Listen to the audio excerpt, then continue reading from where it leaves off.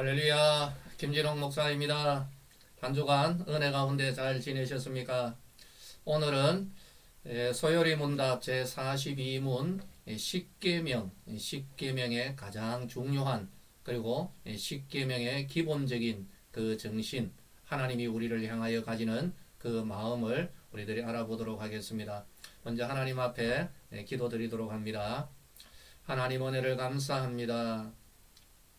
코로나로 인하여서 열방의 모든 사람들 또 한국과 또 우리 모두가 심히 어렵고 힘든 상황에 있습니다.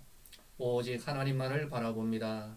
오늘도 주님을 바라보는 주의 모든 백성들 위에 하늘의 은혜를 더하여 주시고 출애굽의 그날 밤에 어린 양의 보혈로 구별하시고 보호하신 하나님, 이때에 저희들을 보호하여 주시옵소서. 오늘도 이 한 시간 성령의 지혜로 충만케 하시기를 원하옵고 예수님의 이름으로 기도하옵나이다. 아멘. 할렐루야. 오늘은 제42문 우리 함께 같이 공부하도록 하겠습니다. 화면을 볼까요?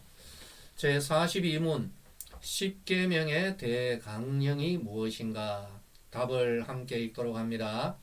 십계명의 대강령은 우리의 마음을 다하고 성품을 다하고 뜻을 다하고 힘을 다하여 주 우리 하나님을 사랑하고 또 이웃 사랑하기를 자기 몸과 같이 하라 하신 것이다.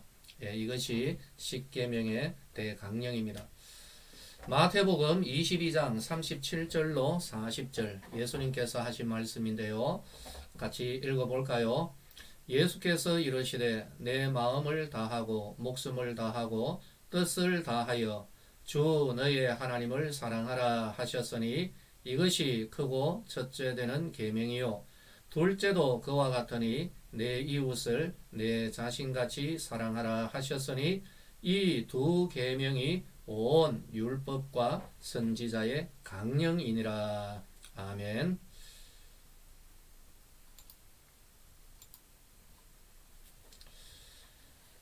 강령이라는 말이 우리가 흔히 듣습니다마는 그 뜻이 무엇이냐 또 우리가 말하려고 하면은 참 그 내용이 참 어렵습니다. 강령이라는 말은 제가 사전을 찾아보니까 어떤 단체의 기본 입장이나 법칙 바로 이것을 이야기하더라고요. 그래서 십계명의 대강령이라고 하면은 하나님이 하나님의 백성을 향하여서 이렇게 가지고 있는 기본적인 마음, 기본적인 뜻이라고 생각할 수가 있는 것입니다. 여기에 대자가 붙은 것은 그 가운데서도 가장 중요한 부분을 요약한 것이다 라고 하는 것이죠. 바로 이것을 오늘 우리들이 함께 공부할 것입니다. 십계명은 하나님이 하나님의 백성 이스라엘에게 직접 주신 10가지의 명령입니다. 지침이죠. 십계명 안에 하나님의 백성들이 마땅히 지켜야 되고 또 마땅히 살아가야 할 그러한 길을 하나님께서 계시해 놓으셨고 바로 여기에 따라서 하나님의 백성들이 살아가게 될 것을 하나님께서 원하신 것입니다. 십계명 안에 하나님의 백성을 향한 하나님의 근본적인 마음이 다 담겨져 있는 것이죠. 그리고 이 십계명은 정말 중요하였기 때문에 하나님께서 친히 기록해 주셨습니다.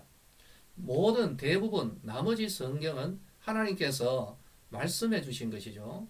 그러면은 이 말씀을 들은 모세나 선지자들이 그 말씀을 기록해서 우리에게 전했는데 이 십계명만큼은 하나님이 말씀하실 뿐만 아니라 어떻게 하셨다고요? 직접 기록하신 것입니다. 여러분 놀랍습니다. 심지어 십계명은 두 돌판에 하나님이 손수 새겨서 기록해 주셨는데요. 처음에는 하나님께서 어떻게 하십니까? 돌판까지도 하나님께서 두 개를 다 준비하시고 그리고 그 돌판에 하나님이 친히 새겨 주신 것입니다. 이 두 돌판이 지금 남아 있으면은 참 얼마나 귀할까요? 그런데 아쉽게도 이 두 돌판은 깨어져 버립니다. 사연이 있죠. 시인의 산에서 십계명을 비롯한 하나님의 모든 법을 이 모세가 40일 동안 금식하면서 받고 있었습니다. 그런데 이들 이스라엘, 산아래에 있었던 이스라엘은 모세가 40일, 이 40일 동안 올라가서 받고 있는데 그 아래에서 기다리지를 못했던 것이죠. 그래서 이들 이스라엘은 결국 하나님을 대신하는 우상을 만듭니다. 송아지 우상을 만들죠. 타락합니다. 그러다가 40일이 지나고 난 이후에 모세가 하나님께서 주신 이 돌판 그리고 새겨진 그 십계명 바로 이것을 들고 이제 하산을 하는데 이스라엘이 송아지를 만들어 놓고 우상을 만들어 놓고 춤추고 노래하고 이것이 하나님이다라고 하면서 그 앞에서 뛰어놀았던 것이죠. 이 광경을 보았던 모세가 분노합니다. 그래서 그 산 위에서 화가 나가지고 이 두 돌판을 던져버렸는데 그때 깨어져 버리는 것입니다. 아유, 너무나도 아쉽습니다. 이렇게 하나님을 버리고 우상을 섬긴 바로 이 죄악에 대하여서는 하나님께서 레위 지파를 통하여서 징벌을 하십니다. 그리고 난 이후에 하나님이 이스라엘을 버리지는 않습니다. 그 돌판이 깨어져 버렸기 때문에 하나님께서 다시 모세를 산으로 부르십니다. 그리고 이 모세는 또다시 산 위에서 며칠? 40일 동안 금식하면서 다시 이 법을 받게 되는 것이죠. 아유, 예, 모세도 참, 예, 혼이 났습니다. 굉장히 고통스러웠겠죠. 40일 한 번이 아니라 그걸 두 번, 80일을 금식했다라는 바로 그런 결론이 나는 것이죠. 여러분. 그럼에도 불구하고 모세는 하나님 은혜 가운데서 시내산에서 다시 이 두 돌판에 하나님이 주신 이 십계명을 받습니다. 그런데 이번에는 이 두 돌판을 모세가 준비해서 올라가야 되었죠. 출애굽기 34장 1절을 보면 여호와께서 모세에게 이르시되 너는 돌판 둘을 처음 것과 같이 다듬어 만들라. 네가 깨트린 처음 판에 있던 말을 내가 그 판에 쓰겠다라고 말씀하신 것입니다. 이스라엘의 범죄에도 불구하고 하나님은 처음에 그 언약을 변경시키지 않고 처음에 주셨던 그 말씀 그대로 그 돌판에 다시 새겨 주셨던 것입니다. 할렐루야. 그리고 난 이후에 이 십계명이 기록된 두 돌판은 어디에 보관이 되죠? 법궤 안에 보관이 되는 것입니다. 법궤 안에 넣었고 이 법궤는 또 어디에요? 성막을 만들고 지성소 안에 바로 이 법궤 안에 보관이 되는 것입니다. 첫 번째 돌판에는 10계명 가운데 1에서 4계명까지 하나님이 기록해 주셨습니다. 그 주된 내용이 하나님의 백성이 하나님을 향하여서 마땅히 가져야 할 마음과 태도, 이것을 하나님께서 기록해 주신 것이죠. 한마디로 말하면 이렇습니다.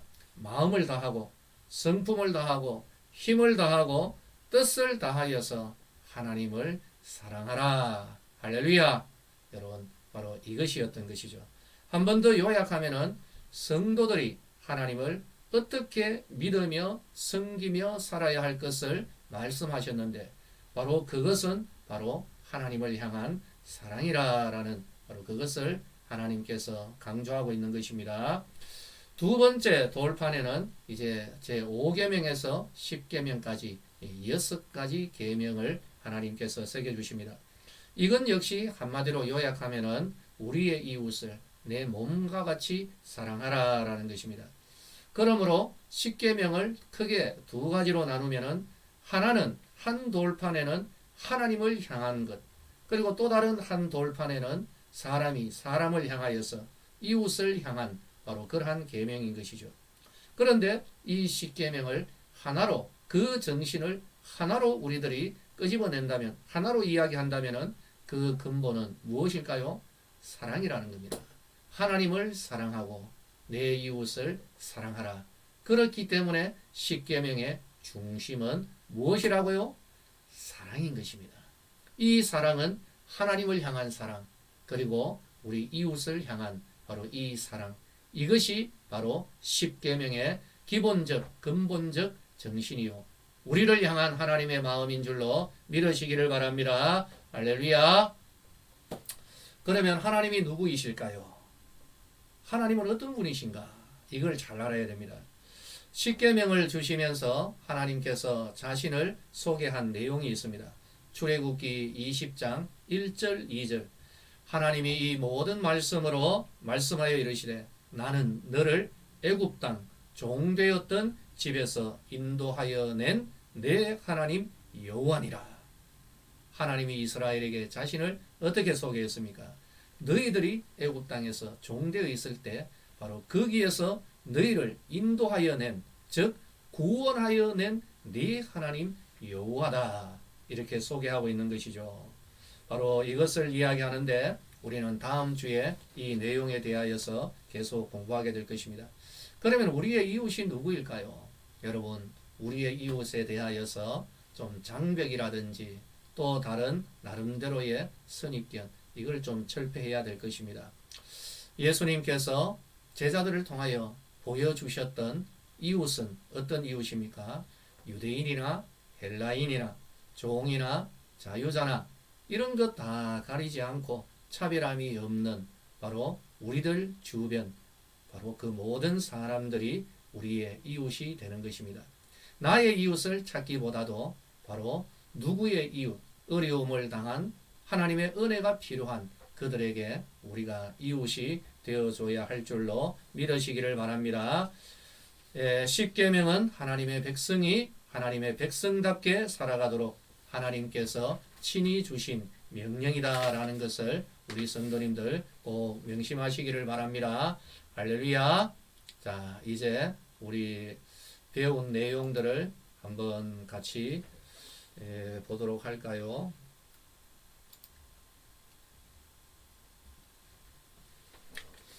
자, 이제 이번 주부터는 수요일 성경 강해, 고린도전서 강해도 우리가 하나씩 같이 우리가 풀어본다라고 했습니다.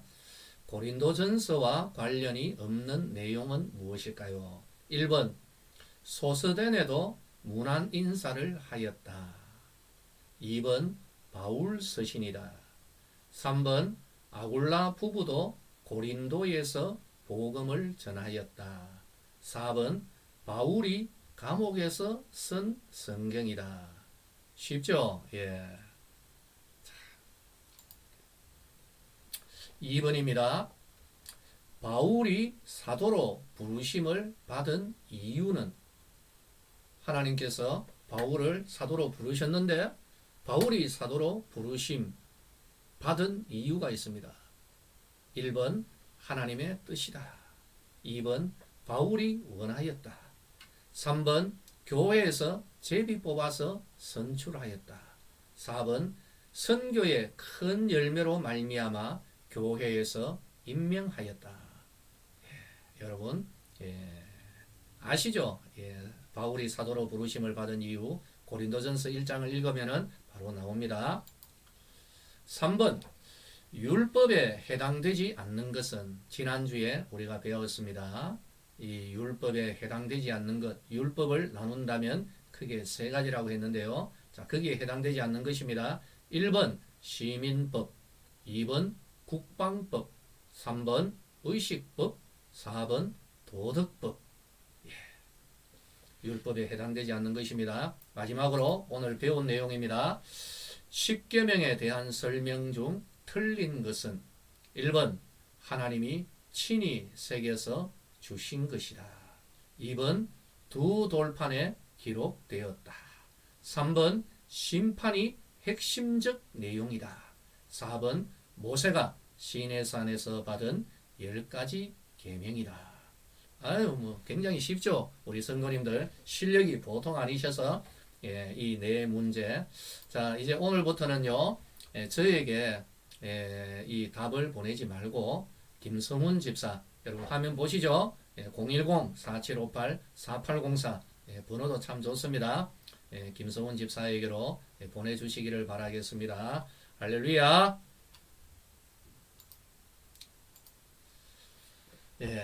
여러분 이제 이 한 해도 저물어 갑니다. 이제 우리들이 내년에 신년에 보게 될 것입니다. 내년 이 한 해도 내년 2021년에도 하나님 은혜 가운데서 비록 우리의 상황이 조금 힘들다 할지라도 하나님을 향한 소망으로 그리고 하나님을 향한 우리의 믿음으로 은혜 가운데 코로나를 극복하고 은혜 가운데 나아갈 수 있게 되기를 예수님의 이름으로 축복합니다. 할렐루야.